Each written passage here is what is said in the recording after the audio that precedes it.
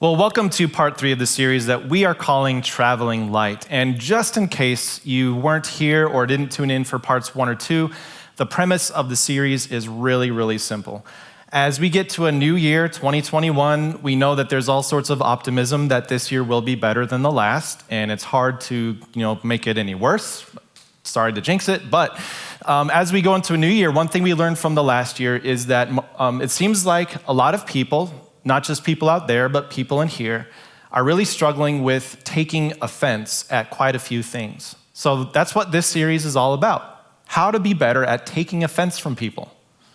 No, that's not what we're doing. We're talking about how to take less offense, how to posture yourself in a way that you aren't taking around all this offense with you. Because what we know is that the more offense you take, it's like more burden that you carry with you throughout life. What we saw in week 1 was simply this, that offense will happen, whether it's intentional or on accident. People will do things that offend you. But what we're looking at in this series is that you can choose how to respond to that offense. And what we saw last week was perhaps the most important response you can have, which is to respond with forgiveness. And last week, I love the message. Ben got into this deep discussion about forgiveness, what it is not, and how it is to go forward in this season, even when people offend you, with a posture of forgiveness. So this week, we're gonna change directions just a little bit. In weeks 1 and 2, we really talked a lot about anger and what that looks like in a person's life. In fact, as you think about people taking offense, that's probably the first emotion you think of. Anger, hostility, rage. Almost always, when someone is offended, it looks like that on the outside. But what we're going to dig into today is something a little bit deeper that might look like anger on the outside, but it has a very much different source on the inside, and that is fear. As we're going to see today, fear is actually at the root of a lot of the reasons why we decide to take offense. And specifically what we're talking about today is fear of losing something. Now I'm going to give you a quick illustration of this with the disclaimer that my kids are now too old for me to use them as illustrations all the time because, they get offended by it. So I'm going to give you an illustration from my dog because she doesn't care what I say. So my dog likes to have bones. And on the rare occasion that she gets a bone, she wants to keep it. One might say that she's afraid of losing it, and she knows that I have the power to take it away from her. So what used to happen is that when she had a bone, when I came near her and when I reached out my hand, guess what a dog would do who wants to keep her bone? She showed her teeth at me and started to make some weird noises. So we fixed that right away, but I think that is just a simple illustration for what it looks like. In human terms, my dog was taking offense at what I was doing. I was getting too close to something, and she was afraid that she was going to lose it. Was she snarling at me because she hated me or she was angry at me? No, she was taking offense. She was snarling because she was afraid of losing something. And sometimes when you're afraid of losing something, you set up an offense. You take offense with someone so that they don't get too close. Question for you, what are you afraid of losing? Just as you think through 2020 and the first few weeks of 2021, or whenever you're watching this, what are some of the things that you're most afraid of losing?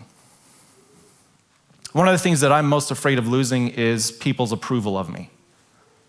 And so anytime any feedback, and by the way, most of the feedback is from my own thoughts, but whenever there's feedback that says you're not worth anything, or how could people love you, that makes me set up offense.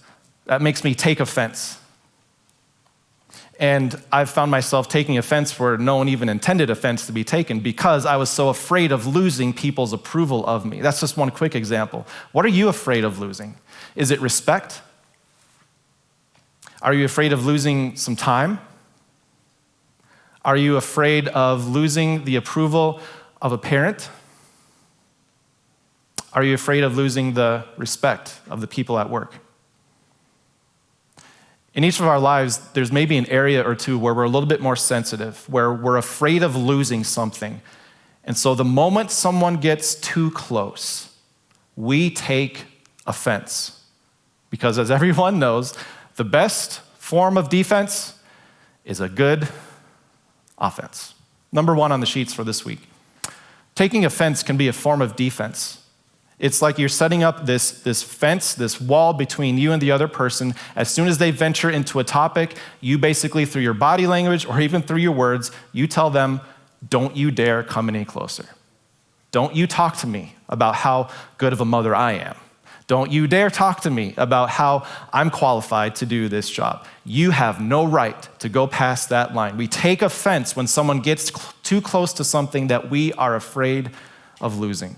And while on the outside it looks like anger, where does it start? Fear. Do you know where this leads? If you take offense as a form of defense, it has a very bad finish line. The way it ends is you become a very bitter person. You basically close up your life, and anyone who tries to get close, you just shut off. The finish line is that you end up lonely. You end up with no one in your life to speak into those most important areas of life. The people who cared, the people who tried to go there, you took offense at, and there's no one there anymore. That's a sad finish line. So what I want to do, we're going to dive into this topic today with God's help. What I want to do is show you a different finish line. If you can avoid taking offense as a form of defense, the finish line looks so much different. So often when someone gets too close, we're angry, we push them away, but here's what the opposite looks like. We're going to look at a section from the Apostle Paul. This is a pastor in the first century who, as we're going to see, had all sorts of reasons to take offense at people. He was being challenged, his weaknesses, his everything. People were trying to undermine who he was, but here's how he received it. Here's the finish line that we're going to get to today. He said, I delight in weaknesses. I delight in insults, in hardships, in persecutions, in difficulties. I delight when the thing I'm afraid of losing is threatened. Because he discovered something with God's help that helped him see things differently. So what are you afraid of losing? And what does it look like when you take offense when people get too close to it?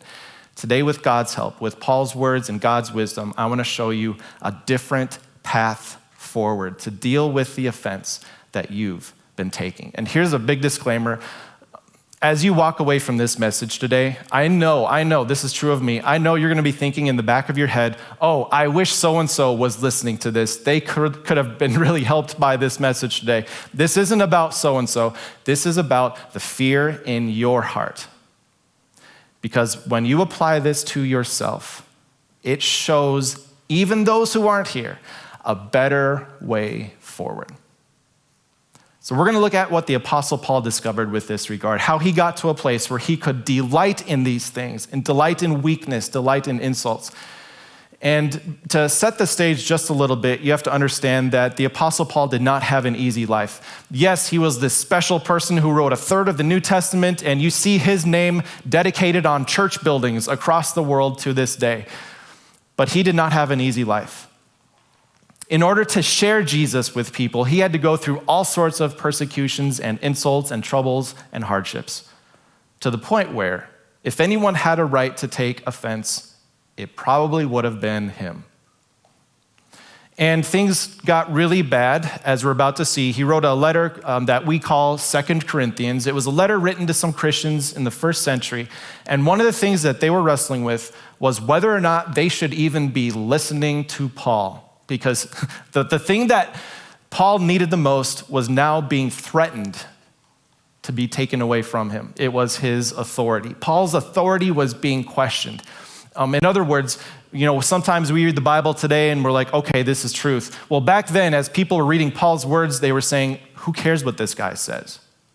There were other people stepping in, challenging whether or not Paul should even be called an apostle or a representative of Jesus Christ. And what should Paul do in that moment when perhaps he's afraid of losing the thing he needs the most, which is his authority? Well, we're going to look at this letter, 2 Corinthians, and one thing I also want to point out is chapters 10 through 12 all have to do with this topic. He's writing about his authority as an apostle. He spends 3 chapters of this book, right up until the very end. Chapter 13 is the last chapter, talking about his authority as an apostle. But what we're going to look at is the very end of it. It's the conclusion. He's basically saying, here's how I conclude this matter. Where I am most afraid of losing something, here's my posture. And it is not one of fear.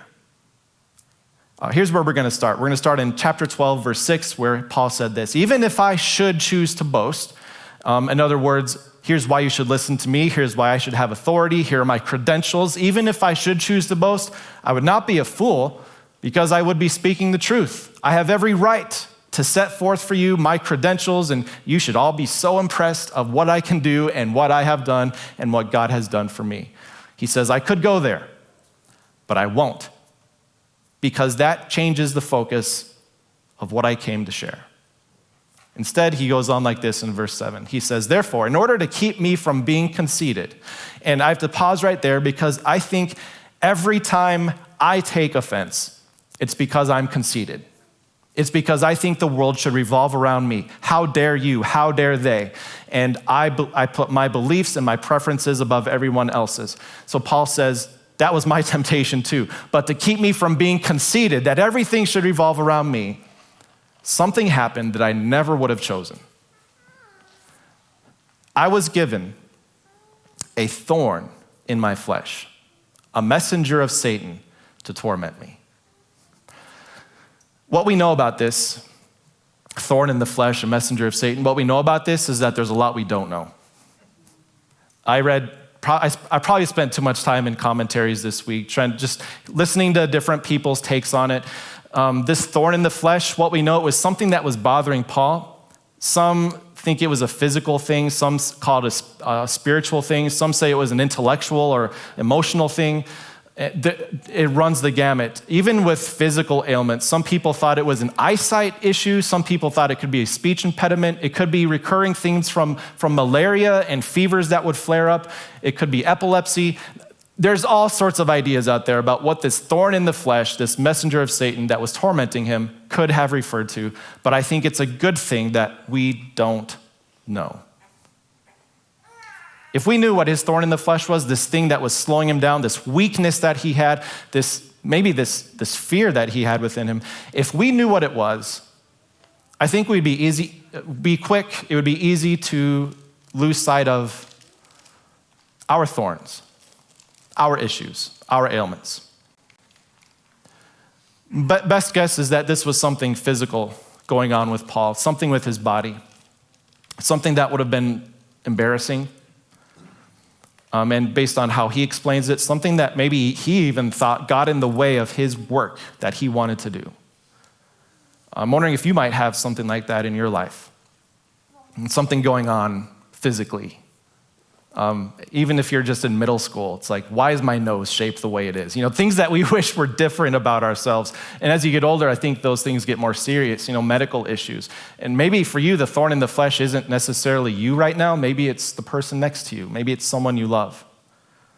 And you're thinking to yourself, why do I have this weakness? Why doesn't God take this away? But here, as Paul goes through this, as he thinks about why he should be qualified to be an apostle and why people should listen to him, he doesn't list off all of his strengths. Isn't it interesting? He turns to his weakness. So often, I try to hide that. I try to avoid that. I put on a good face in front of people, but if they get a little too close, and if they start asking questions that get into my weakness, I am quick, on the inside at least, to take offense, to take a step back. So maybe this is a good exercise for me, for you this week. What is your thorn in the flesh? I know you try to avoid it. You try to steer people away from it. But what is helpful as you start a new year is to give some attention to what you tend to avoid. Think about it. Really go through the process of asking yourself, what does this weakness do to me? What do I believe is happening in my life as a result of it? And rather than ignoring it, maybe you've already been doing this, would you pay some attention to it? Don't let your heart be consumed by thoughts over it, but give it some attention. Think through it. And as you do, you will probably do what the Apostle Paul did. You see, as he thought about his thorn in the flesh, the thing that was keeping him from doing what he wanted to do, he didn't want it. It's not like he was some superhero that said, I accept all trouble and all this difficulty. In fact, what he goes on next is to basically say that he didn't accept this at first. He didn't want anything to do with it. He goes on to say that 3 times I pleaded with the Lord to take it away from me. 3 times. It's actually just one word in the Greek. Thrice I pleaded, take it away. 3 times I pleaded, take it away. And this was a thorn in the flesh that Paul earnestly prayed to God that he would take away from him. Whether it was a healing thing, we don't know. Whether it was a spiritual thing, whether it was a persecution thing, Paul earnestly prayed to God to take it away, as perhaps many of you have already been doing for yourselves. God, would you heal me of this? Would you rid me of this? Would you take this away? 3 times he prayed. There's also speculation about what 3 times means. Was it like once a year for 3 years? Was it 3 seasons of his life? Was it all in one evening that he prayed? Again, I probably read too many commentaries. We don't know. We don't know how long it was between these 3 prayers, but it seems like they were 3 pivotal, rock bottom moments where he just didn't have anything left to go on. He pleaded, God, take this from me. And what comes to my mind is something similar. There was another man who pleaded with God 3 times to take something away. A man who said, Father in heaven, this cup of suffering that you have placed before me, if it is your will, would you take it away? Would you replace it with something else? 3 times, Father, would you take this away, yet not my will, but your will? And every time the same answer came back to Jesus. This is your cup. And so Paul also 3 times, maybe in the same night, maybe over 3 different seasons of his life, he prays to God, would you take this cup from me? Would you take this thorn out of me? Would you take this suffering, this pain that's limiting me? But the answer at the end of 3 was no. This is your cup. This is your thorn. And you too, as you go through your personal weakness that's a little bit sensitive, that maybe you tend to avoid, as you think through it, as you bring it to God, there will be a point at which you reach your 3. And how you react at the end of 3 shapes the rest of your life. At the end of 3, here's what Paul heard. And just understand this, as Paul prayed to God, Paul had this special relationship with God, this special connection as an apostle, and in some ways, even as a prophet. God could give special messages to Paul that he could then share with the church. So in some way, somehow, God spoke to Paul with this message, a message that I think you and I need to hear when we're overwhelmed by whatever thorn it is that we carry.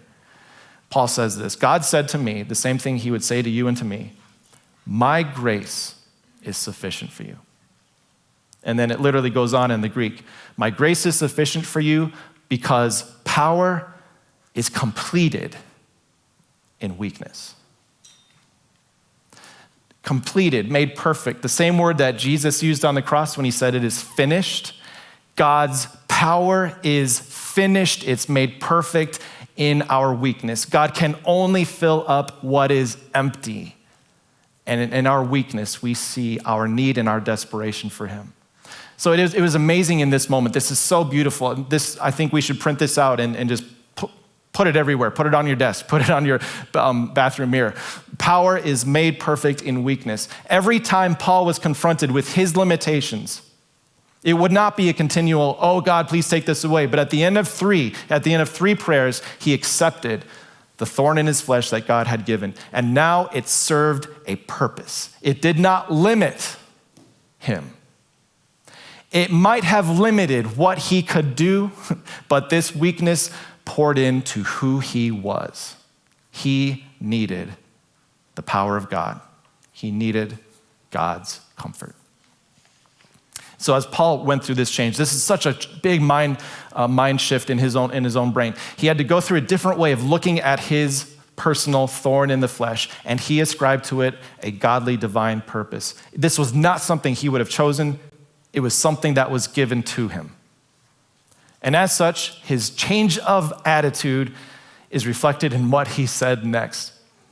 I will not avoid this topic. If you want to talk to me about my thorn in the flesh, let's talk about it. He goes on to say this, I will boast all the more about my weaknesses, so that, this is so important, so that Christ's power, not that Christ's power would flow through me, not that I might show you amazing things, but so that Christ's power may rest on me, so that it may be in me. You see, in your strengths, God can do amazing things through you, but in your weaknesses, he can do amazing things within you. Where are you weak? Where do you tend to avoid going into conversation? That is worth your attention, because where you are weak, there, God has a chance to grow within you who you are. And then he goes on, this is why, this is so powerful. This is why, for Christ's sake, here we go at it. Here's the finish line. I delight in weaknesses, in insults, in hardships, in persecutions, in difficulties. And I believe if ink and paper were not so expensive, he would have gone on and on and on. He delighted in those things because through his strengths, he could do things for other people, but it was in his weakness that God did things for him. Just think about that for a minute. Isn't every moment you take offense, every time you take offense, it's not necessarily because of what the other person did, it's more how you internally received it. In this season of your life, we don't need God to do great things through us. We need him to do great things within us.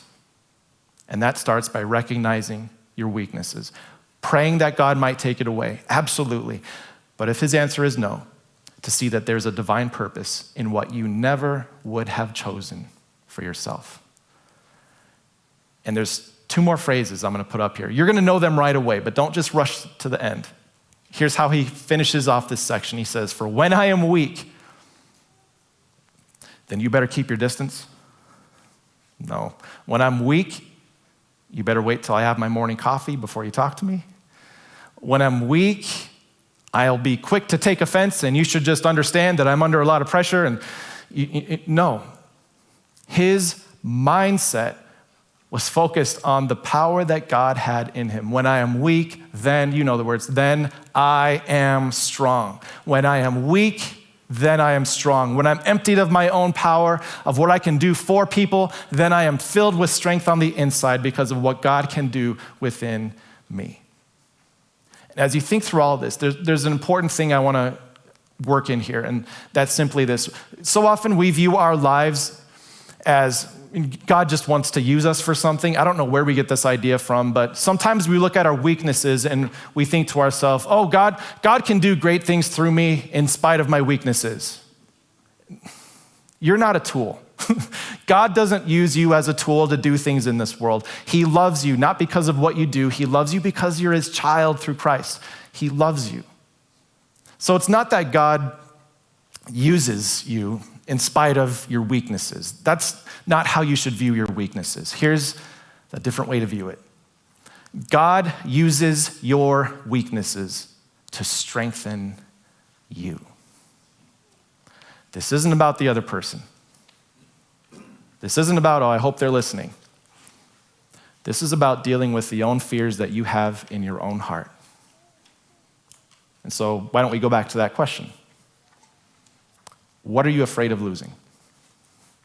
And what has that done to the way that you've been interacting with the people around you?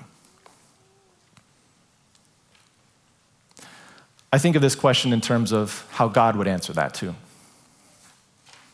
God, from all eternity, is that even a fair question to ask God? God, what are you afraid of losing? Well, on the one hand, you could say God has everything to lose because really this whole creation, this whole universe, everything is his. So he's got a lot at stake. He doesn't have to be conceited because everything really is about him. He's got a lot to lose, but the thing he loves the most, before even this world was created, God is love. God had his son, Father, Son, Spirit. God, what are you most afraid to lose? I don't know if fear is the right word, but the thing he should lose the last is his own son. And so if I were writing the story of the Bible, which I'm so glad I'm not, but if I were writing the story of the Bible, it would go something like this. John 3:16 would say something like, God was so afraid of the world that he hid his one and only son because he was so afraid to lose what he loved the most. But God did not approach you with a posture of fear. He approached you with a posture of grace. So God so loved the world that he gave away what he should have been most afraid of losing, his one and only son for you. And what we see on a divine level is something that God invites you and I to participate in also. Your life is changed because of what Jesus did for you, because of that amazing gift. And now Jesus invites you to do something similar. Matthew 16, Jesus is spelling out what it means to follow him, what it means to have this change of view where you're no longer approaching people in a posture of fear, but in a posture of grace. Grace given to you and grace that you can share. And this is how he put it in Matthew 16:25. Whoever wants to save their life will lose it. Whoever wants to be the center of attention, whoever wants to be conceited, whoever wants to take the most offense because of all the things that are being taken away from them, in the end, you're going to lose everything. But whoever loses the thing they love the most, whoever loses their life for me will find it. So, what are you afraid of losing? What I've found for me personally is that sometimes I take offense from people because they're threatening to take what Jesus has already asked me to let go of.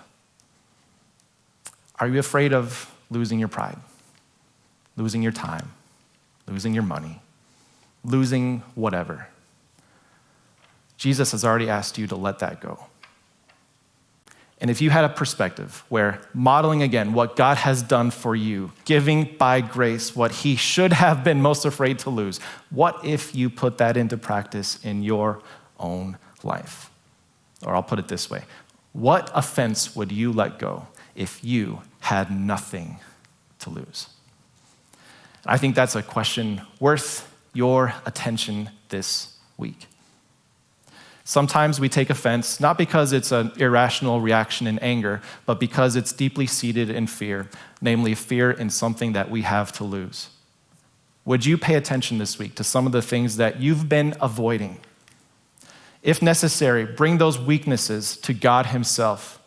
And however long it means to you, for those 3 times, would you pray to God, take this away, take this away, take this away. And once you reach the end of 3, whatever that means for you, would you have a different mindset towards whatever that weakness is and say, God, thank you for giving me this weakness to keep me from being conceited. Would you not just do something through me because of my weakness, but would you do something in me? God wants to strengthen you through this.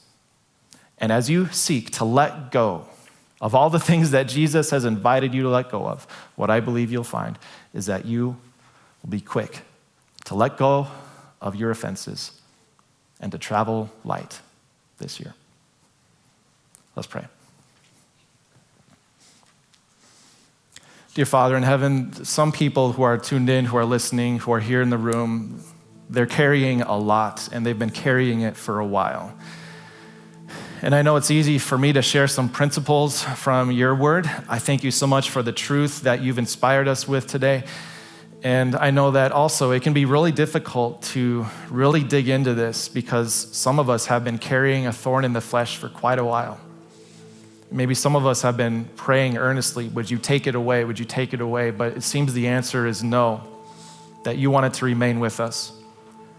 I pray that you would give us the wisdom to see that this is not a matter of you using us for something.